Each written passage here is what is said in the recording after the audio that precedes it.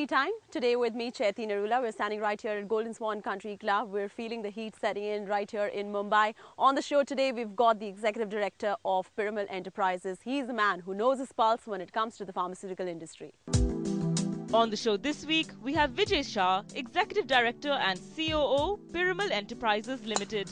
It's a lot cheaper to get the trials done in India. When we are doing drug discovery in India, we should be allowed to go all the phases in India itself, rather than going to another country to get the trials done.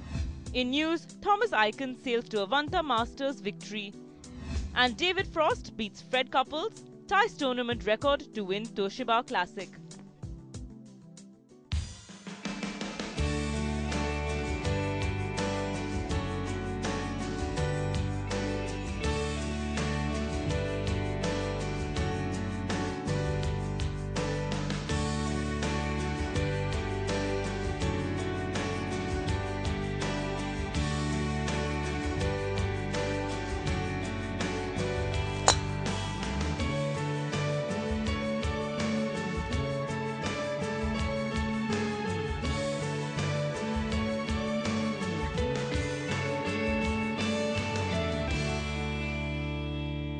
Vijay Shah, welcome to Tea Time today with me. Indeed a pleasure to have you here at Thane. Now, the weather's getting hot. Doesn't look like that's impacting our game of golf. Not at all. Great. So now, you've been with the Pharma Group for about 2 decades now. So from a pharma business to a globally diversified conglomerate, what has been the journey like? It's been very exciting and exhilarating. Lots of acquisitions, mergers, integrations. You are a close confidant to Mr. Piramal as well. What is the kind of relationship that you share with your boss? Is it more like being a friend? Is it more like being colleagues at work? As we walk over to Fairway, we will discuss that. So I've been with him for 25 years now, and he's a very relaxed person, very easy to work with. Has he mentored you? At 33, you became a young leader, and today, of course, you're in a leadership position yourself. So was that his mentoring that led you to become such a young leader at the age of 33? I still recall I was in the group for 3 years handling the strategic planning function. And I used to bug him saying one of the business, which is glass packaging, has tremendous potential for growth and we're not doing enough. And one fine day he said, why don't you run it? And that's where I got to lead this business at 33. And that's all where the mentoring helped, because there was no looking back after that, isn't it? There was no looking back after that. You are somebody who has turned loss-making businesses of the company into profit-making ones.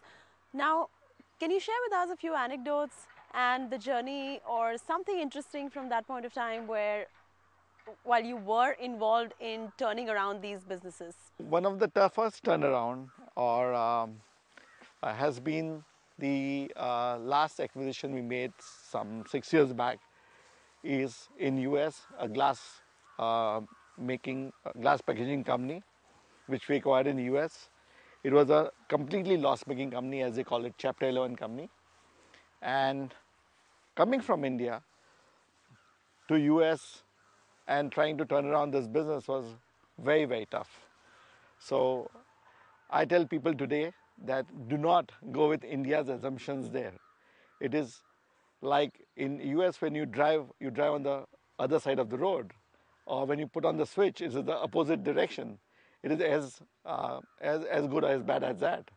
So if you take India's assumptions and go there, you will go completely wrong. So you have to start from scratch, see the situation there, see the environment there, and then try and achieve the turnaround that you're doing. Now, slower government approvals for testing for clinical trials here in India have kind of inhibited India's aspiration to be on the map when it comes to clinical trials. And all companies, eventually the pharma companies, are looking elsewhere. It has been reported that your company is also looking outdoors. How true is that? It's a very sad thing because India is new into drug discovery. Several of the companies are investing a lot of money in drug discovery here. And when it comes to phase 1, 2 clinical trials, we cannot do it in India. So we have to go and spend dollars in US or Canada or in other countries to get the clinical trials done. And the government is not changing its policy. So what is the fate then of India? How does India suffer if there are slower processes for clinical trials here? So as a sector, what do you think? It's a lot cheaper to get the trials done in India. When we are doing drug discovery in India, we should be allowed to go all the phases in India itself rather than going to another country to get the trials done. Is this impacting the pharmaceutical industry? So it is making our process more cumbersome, more difficult. It's not More expensive yeah, as more well? expensive, a lot more expensive. But you think that the government should come up with a plan where they expedite this process and let you allowed to do this in We India feel itself? so. We feel so. In fact, we have made a lot of representations to the government, and the response is slow in coming.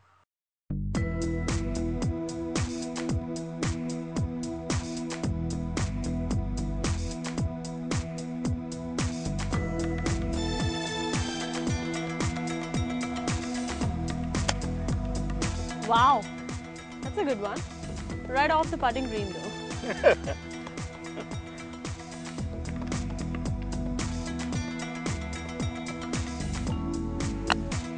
Fantastic. Thank you.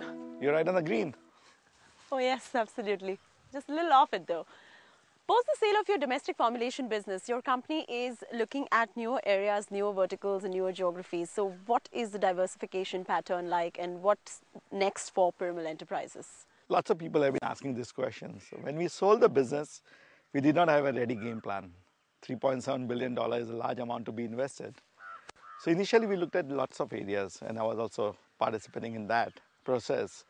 So we have looked at several industries. But after 2 years that have passed, we are shortlisted on a couple of areas. One is pharma informatics, for which we acquired a company in US in $600 million. They are leaders in pharma informatics in the US. And the second area, a newer area that we are into, is non-banking financial services in India. So that's where we are into the lending portfolio, and we are into REIT fund, real estate investments. And now we have started a structured investment group, which will be investing in infrastructure and such other projects. Well, interesting on that note, we're going to take a quick break right here.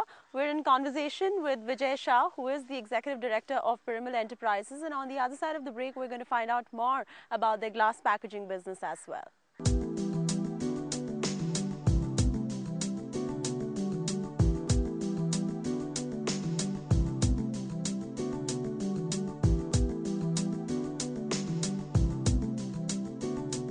We are, as we call, geography agnostic. So we don't mind investing where there is value creation opportunity.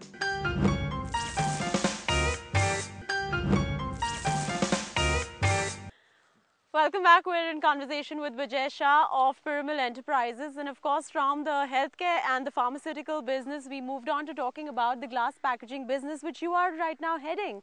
Y'all have moved into developing perfume bottles as well for global leaders like Calvin Klein and whatnot. And of course, every second nail polish bottle in the world is being manufactured by y'all. That's quite a interesting twist to the tale when it comes to your company. This journey began 10 years back. We became leaders in healthcare or pharmaceutical glass packaging in India, and we were looking for growth. And one of the areas that when I was heading that business, I found very interesting is manufacturing cosmetic and perfumery glass. And within few years of our entry, we became leaders in nail polish bottles in the world. And now today we are producing 1.8 billion nail polish bottles a year. That's lovely. And with that, we are, I would say, every second nail polish bottle in the world is ours. So every leading brand in the world buys them from us. But it's not the end of the journey. Since last 4 or 5 years, since the acquisition of US operations, we have ventured into manufacturing perfumery glass bottles for the leading brands of the world, owned by companies like Coty, Louis Vuitton. So what's your endeavor like for profit optimization in the glass packaging business? These perfumery bottles are very high value added, and the customers are looking for aesthetic. It's not about functionality. And for checking the aesthetic, there's no way but to check them individually by human beings. And that's where I saw the advantage of India, if I can train my people. Because the labor costs are more effective here. So if I can train our people in India to be able to aesthetically look at these bottles, then I can create a huge business, huge profitable business. Are we having some sort of a cost advantage over our Western counterparts in developing these glass packaging bottles? So there are two areas where the cost advantage is. One is the capital cost of making a glass plant, because Indian capital cost is lower when we make these plants. We can make a glass plant at 60% of the capital cost that you would need in Europe or US. But separately, even in the manufacturing costs, they have to spend almost 40% on manpower. We have to spend 12% on manpower. So that's a huge arbitrage that we have. Now, the global contract manufacturing business grew at 9% over the past 5 years, and this has been a report published by Vision Grain. The entire size of the industry is about to touch 33 billion US dollars by 2014. You have 7 contract manufacturing plants through Pyramil. Any plans of expanding that, and what kind of growth potential are you tapping into at this point of time to be able to achieve scalability going forward? So it is true that this industry has grown at 9%, and it's also predicted to grow in the same pace or even faster. And also custom manufacturing companies out of India and China will grow faster, further faster, because of the cost advantage. Yes, we have 7 plants, and each one is specialized in different aspects of the CMO game.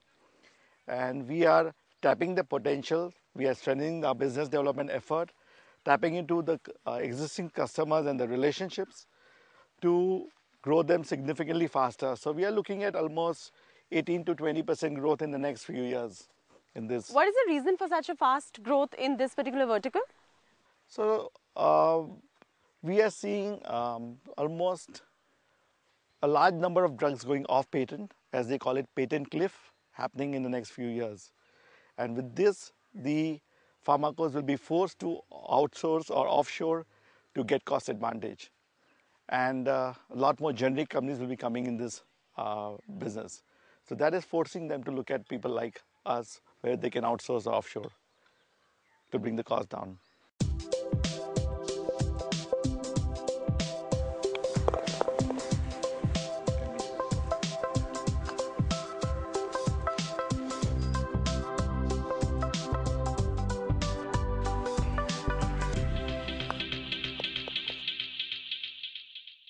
Now, the critical care sector is an important growth business for your healthcare arm, and you have invested in US and Europe as well and other geographies for critical healthcare. How important is this sector for you, and what is the kind of growth potential that you see in India for this sector?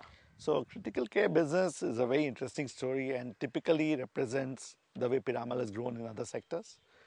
So I recall when we acquired ICI in India, we got something called Halothane, which is inhalation anesthesia product. From there, we went and acquired a company, part of a company called Rhodia in Bristol in UK.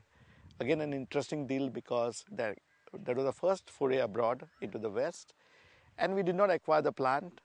We did not acquire the site. We acquired the business with the condition that they continue to run it for us. But that gave us access to the next generation of inhalation anesthetic, which is an important critical care product called isoflurane. After that acquisition, we did a third one a few years back in US from our acquisition of a company called Minrad. That gave us the latest generation products called sevoflurane and desflurane. So we are competing with 2 global majors like Abbott and Baxter in this business. And so we are only 3 players in this field. And we are looking at a very exciting growth rate. We are looking at in the range of 25-30% in the future. So it's a very important segment for us. India is a growth market, but in the global context, it's a very small market still. Yeah, that's exactly why I asked you. So what kind of growth potential then you see for India? As a market, it'll grow faster. However, for us, a market share gain will happen more in Europe and US. Okay, got it. But now you're heavily invested in the US. Why not any other geography? We are, as we call, geography agnostic. So we don't mind investing where there's value creation opportunity. So you think US gives you the right value creation opportunity? So US is a fantastic place for industry. When you want to scale up, you want to scale down, you want to exit, you want to enter, you want to grow it faster, it's absolutely free there. And as I said, culturally, it's English speaking. People from India are most welcome there. They can get the food, they can stick their families there, the children are happy studying there. So it's a fantastic place for Indians to operate. Great. On that note, we're going to take a quick break right here on Tea Time. On the other side of this break, we will remain in conversation with Vijay Shah of Pharma Enterprises.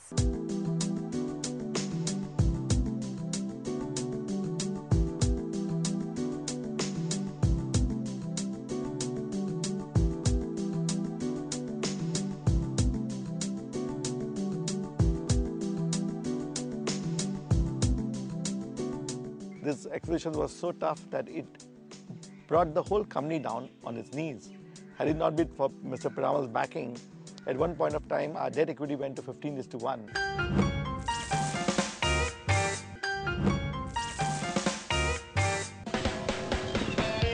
I never had a mention in my life. We always had it for Mr. and wife. But not a member of the management. So that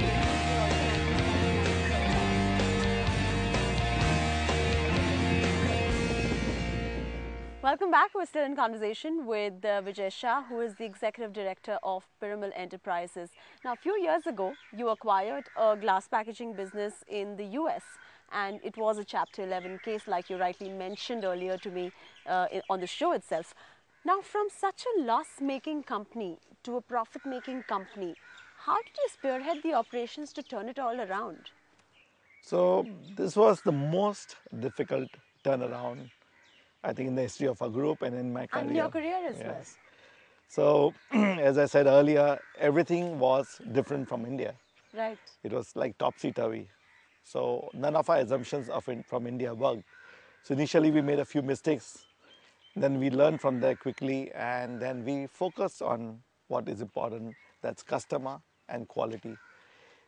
Actually, this acquisition was so tough that it brought the whole company down on its knees. Had it not been for Mr. Piramal's backing, at one point of time, our debt equity went to 15:1.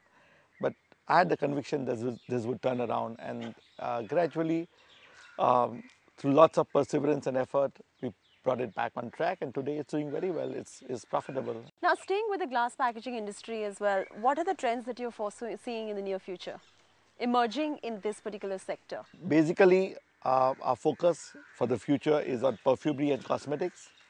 And we see that people like us from the East, and there are not too many, will slowly or gradually gain share. You know, you mentioned East. I think the focus is now turning into the Middle Eastern counterparts for glass packaging companies. Is that true? So there used to be a huge Middle East market always. Right. But there are two markets. One is the premium market, which most of us know. When we talk about perfume, we only know the premium market. Right. But there's a very, very large, in terms of volume, Middle East market, which is called mass market, where you get perfume in the range of $5 and $10. Right. Which we are not used to in India or in the West. Right. So all of us, you know the leading brand like CK1. That's a huge market, and we are addressing that too. Recently, we expanded capacity. So tapping into the potential of the lowest rung as well. As well. Which is the mass market. Right. Is that the new trend that is emerging in the sector for No. all other glass manufacturing companies apart from Piramal as well? No, I wouldn't say that. I think the trend really is that the growth in this industry is not coming from the West. Right. It's coming from Latin America, it's coming from India and China, it's coming from Russia, some of these regions.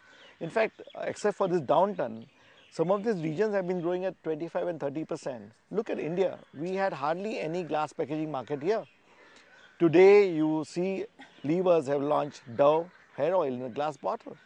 They have launched several creams in glass jars, and we're the only supplier to them. And these are growing rapidly.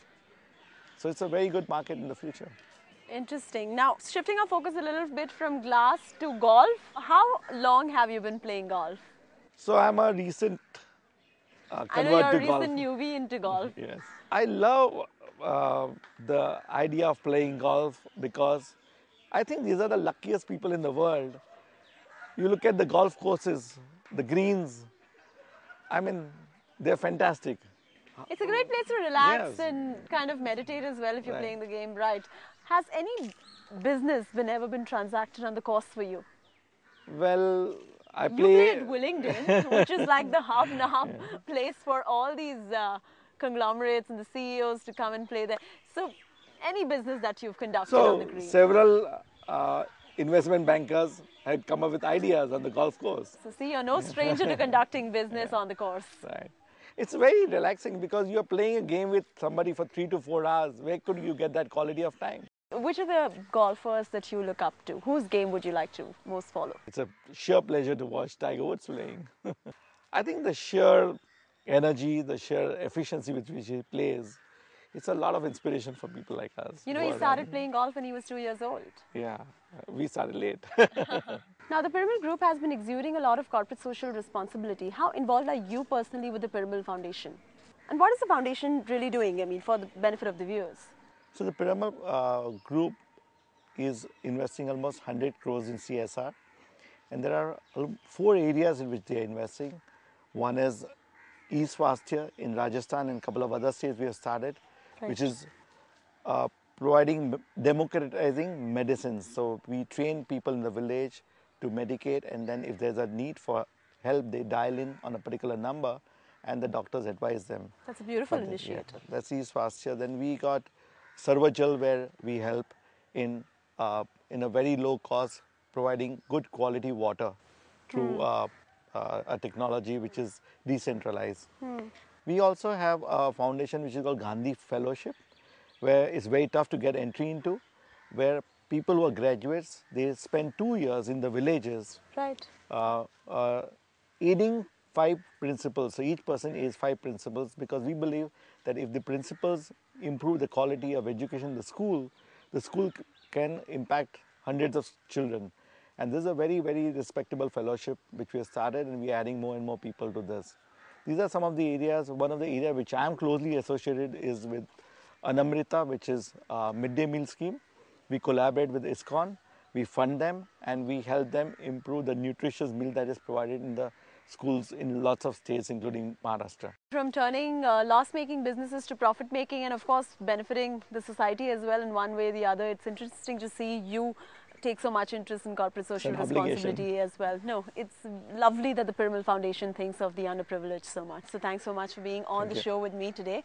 That was none other than Vijay Shah, the Executive Director of Piramal Enterprises. Of course, no stranger to being an inspiration, whether it's in the area of leadership or corporate social responsibility. We will continue bringing more interesting guests on Tea Time. And that's a wrap from me, Chaiti Narula.